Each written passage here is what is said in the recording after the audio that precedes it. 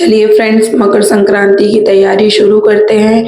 इस मकर संक्रांति में मैंने ये 2 तरह के लड्डू बनाए थे। एक तिल के लड्डू जो स्पेशली सबके घरों में बनते हैं और एक ये लड्डू जो मेरे ससुराल की स्पेशल है। इसमें आटा, सेव, जो सेव वाली गांठिया होती है ना वो, और तिल, ड्राई फ्रूट्स वगैरह, सौंठ डाल करके बनाया जाता है। ये स्पेशली एमपी में बहुत प्रसिद्ध है ये लड्डू। तो इस बार मैंने पहली बार ये लड्डू बनाया था। तो चलिए पहले हम तिल के लड्डू बना लेंगे। सबसे पहले कढ़ाई को गरम करके इसमें लगभग मैंने 3 पाव तिल लिया था। 750 ग्राम तिल लेकर के इसको अच्छे से भून लेंगे। अच्छे से तिल चटक के ऐसे ही जब सुनहरा लाल कलर का हो जाए तब तक इसको ड्राई रोस्ट करेंगे। ऐसे ही अच्छे से चला चला करके भून लेंगे। फिर एक बर्तन में मैंने इसे निकाल लिया था ठंडा होने के लिए। फिर उसी कढ़ाई को वापस से रख करके इसमें लगभग 1 पाव मूंगफली को भूनेंगे जब तक इसका छिलका ना निकल जाए और ये अच्छे से लाल कलर की ना हो जाए, तब तक इसको भूना मैंने। और फिर इसको भी एक बर्तन में निकाल लिया ठंडा होने के लिए। ठंडा होने के बाद मैंने इसे ऐसे सूपे में रख के बेलन से क्रश कर दिया था। इससे क्या होता है, छिलका भी निकल जाता है और हमारी मूंगफली भी थोड़ी क्रश हो जाती है। ये मेरी सास का तरीका है। ये देखिए कितनी साफ हो गई है ये मूंगफली। और उसके बाद उसी कढ़ाई में 1 चम्मच घी में मैंने लगभग आधा किलो से ज्यादा गुड़ था इसमें ऐड किया और इसमें आधी कटोरी लगभग हम पानी डालेंगे और इसको अच्छे से चला चला करके हमें पकाना है। हमें गुड़ को ना काफी अच्छे से पकाना बहुत जरूरी है, क्योंकि इसी गुड़ के पाक से ही हमारे लड्डू या तो सॉफ्ट बनते हैं या फिर हार्ड बनते हैं। तो इसीलिए हमें इस पाक को बिल्कुल परफेक्ट तरीके से बनाना जरूरी है। तो इस तरीके से हम इसे उबाल करके मैंने 5 से 6 मिनट तक इसको पका लिया था।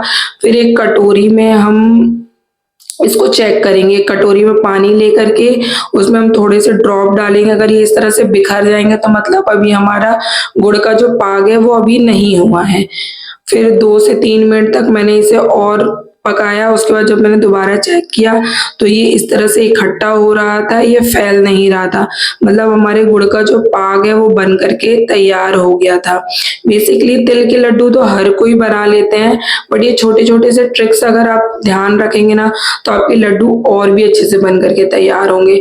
फिर जो भी सारे तिल थे और मूंगफली मैंने भून करके रखी थी वो इसी गुड़ में ऐड कर दिया मैंने और इसको अच्छे से आराम से हल्के हाथों से पूरा मिक्स करेंगे। इसे बिल्कुल गुड़ में अच्छे तरीके से मिक्स कर देंगे चला चला करके। ये देखिए मैंने इसे बिल्कुल हल्के हाथों से पूरे जो गुड़ का पाग है उसमें मैंने सब कुछ अच्छे से मिक्स कर दिया था। इसे मिक्स करना बहुत जरूरी है।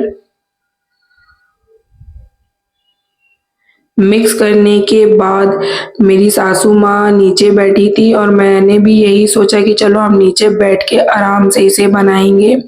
और फिर मैं सारे बर्तन वगैरह लेके आ गई थी और एक कटोरी में पानी भी लेकर के आ गई थी, क्योंकि इन लड्डुओं को बनाने के लिए हमें पानी की बहुत ज्यादा जरूरत होगी। हाथ में हम अच्छे से पानी को लगा लेंगे। हमें बहुत ज्यादा पानी नहीं चाहिए, थोड़ा थोड़ा हाथ में लगाएंगे ताकि जो ये गुड़ है ना ये लड्डू हमारे हाथ में चिपके ना, और हम इसे अच्छे से दबा दबा करके बना लेंगे। यहाँ पर मेरी बेटी गोदी में आकर के बैठ गई थी और वो बार बार जिद कर रही थी कि मम्मी मुझे भी दो बनाने के लिए। और मैं उसको बोल रही थी कि नहीं बेटा ये बहुत गर्म है, आप नहीं छुओ, आप नहीं बनाओ। मुझे डर भी लग रहा था कि कहीं वो टच ना करे, इसीलिए मैंने उसको गोद में बैठा लिया था और मैं लड्डू बना रही थी।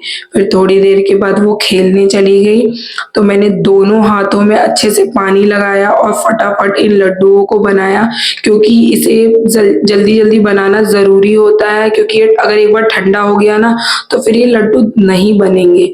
लेकिन मेरी सासू माँ ने फटाफट ये लड्डू बनवा दिए। मेरी सासू माँ बहुत अच्छी है फ्रेंड्स, हर चीज में बहुत हेल्प करती हैं। चाहे वो कोई भी काम हो, कभी मुझे अकेला नहीं छोड़ती हैं। यहाँ पे उनकी तबीयत ठीक नहीं थी, फिर भी वो आकर के बैठ गई और बोलने लगी कि दो मुझे, मैं भी बनवाती हूँ। फिर मैंने और मम्मी जी ने दोनों ने मिल करके ये तिल के लड्डू बनाए। मैं तो थोड़े बड़े ही बना रही थी, मम्मी बोल रही थी थोड़े छोटे-छोटे बनाओ। और ये देखिए फ्रेंड्स कितने सॉफ्ट लड्डू बन कर के तैयार हुए हैं, बिल्कुल भी ये हार्ड नहीं है। चलिए अब दूसरा लड्डू बनाते हैं। सबसे पहले मैंने एक कटोरी में ये सेव को निकाल लिया। मैं लगभग आधा किलो सेव यूज़ करूँगी और 1 पाव इसमें आटा डालेंगे और जो भी आपके पास ड्राई फ्रूट्स अवेलेबल हो, वो सब इसमें ऐड कर सकते हैं। सबसे पहले मैंने नारियल काट करके उसको भून लिया और थोड़ा-सा किशमिश को भी ऐसे ड्राई रोस्ट करके एक कटोरी में निकाल लेंगे। थोड़े से क्या है ना ड्राई फ्रूट्स ड्राई रोस्ट करने से ना जो भी उसमें पानी वगैरह रहता है ना वो सूख जाता है। फिर मैंने यहाँ पे छोटी वाली मूंगफली को भी भून लिया था और इसको भी सेम इसी तरीके से सूप में निकाल करके मेरी सासू माँ ने क्रश करके इसको फटक दिया था, मतलब इसके सारे जो भी छिलके थे ना उसको बाहर कर दिए थे। ये बहुत ही अच्छे से यहाँ पे क्रश भी हो जाता है और छिलका भी निकल जाता है। फिर उसी कढ़ाई को मैंने साफ करके लगभग 1 पाव आटा ऐड किया और उसको पहले मैंने ड्राई रोस्ट किया 1 से 2 मिनट तक। फिर उसमें लगभग 1 चम्मच मैंने घी ऐड किया और फिर सुनहरा लाल होने तक हम आटे को अच्छे से भून लेंगे। यहाँ पे मेरा आटा भुन चुका है बहुत ही अच्छे से, मीडियम लो फ्लेम पे हमें इसे भूनना है और मेरा यहाँ आटा भुन करके तैयार हो गया है। इसे भी मैंने एक बर्तन में निकाल लिया ठंडा होने के लिए। और फिर इस आटे में हम सारी चीज़ें ऐड करेंगे जब तक हमारे यहाँ पे गुड़ की जो चाशनी है ना वो बन करके तैयार होगी।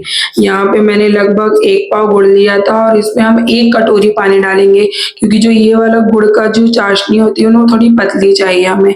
फिर मैंने इसमें थोड़ा सा सौंठ का पाउडर ऐड किया और ये जो सेव है ना वो भी डाल दिया आटा में ही।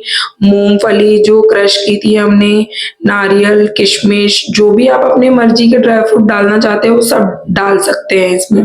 फिर इसको डालने के बाद मैंने अच्छे से मिक्स किया। फिर मेरी सासू माँ बोलने लगी कि इतने बड़े-बड़े सेव हैं तो इनके लड्डू नहीं बनेंगे, तो इसको हाथों से क्रश करके तोड़ो। तो फिर मैं इसको हाथ से मिक्स करने लगी और फिर इसको क्रश करने लगी। क्या है मैं ये वाले जो लड्डू है ना पहली बार बना रही थी।